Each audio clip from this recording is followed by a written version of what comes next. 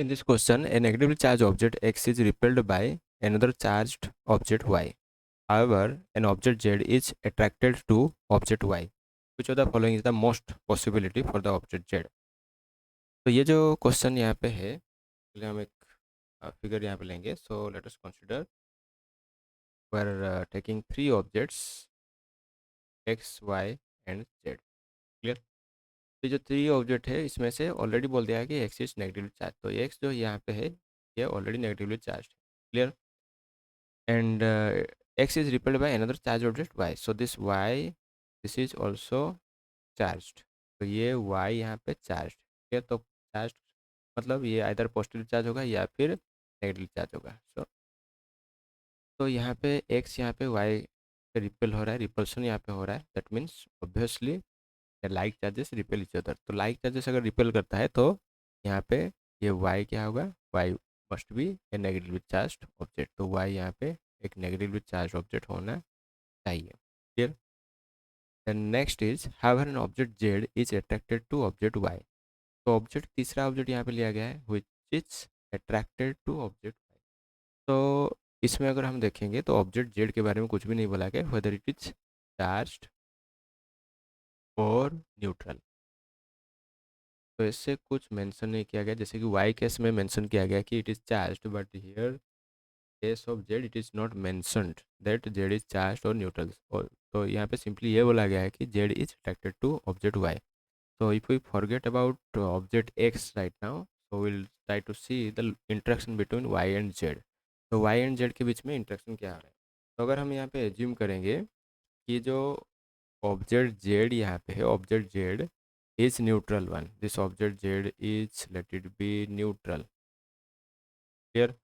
तो उसमें क्या होगा, तो उसमें होगा ये कि equal number of positive charge and negative charges will be there. Clear. तो equal amount of positive and negative charges होगा. ठीक है. और ये y ऑलरेडी नेगेटिव चार्ज है. तो इससे क्या होगा, न्यूट्रल होने से यहाँ पे इंडक्शन का प्रिंसिपल होगा. ठीक है. इंडक्शन प्रिंसिपल और induction will be there. Clear. तो अगर इंडक्शन यहाँ पे होगा तो क्या हो सकता है केसेस यहाँ पे इंडक्शन यहाँ पे अगर हम देखेंगे. सो ये this is already negatively charge. ठीक है. तो what will happen, this negatively charged object y जाएंगे x के बारे में.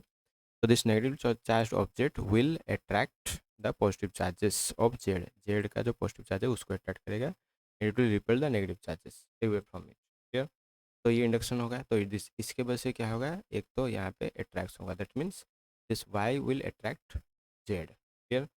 तो यहाँ पे अगर ये न्यूट्रल हुआ तो ऐसे अट्रैक्शन होगा. नेक्स्ट उसके बाद और क्या हो सकता है अट्रैक्शन, और कब हो सकता है, अगर मान लो कि उस ऑब्जेक्ट जो जेड है उसको अगर हम अट्रैक्शन का, क्योंकि वाई यहाँ पे नेगेटिव है तो जेड यहाँ पे ऑब्वियसली पॉजिटिव होना चाहिए. ठीक है. तो वाई इज ऑलरेडी नेगेटिव. तो जेड को अगर हम कम्प्लीटली पॉजिटिव चार्ज एज्यूम करेंगे, it is completely charge, is positively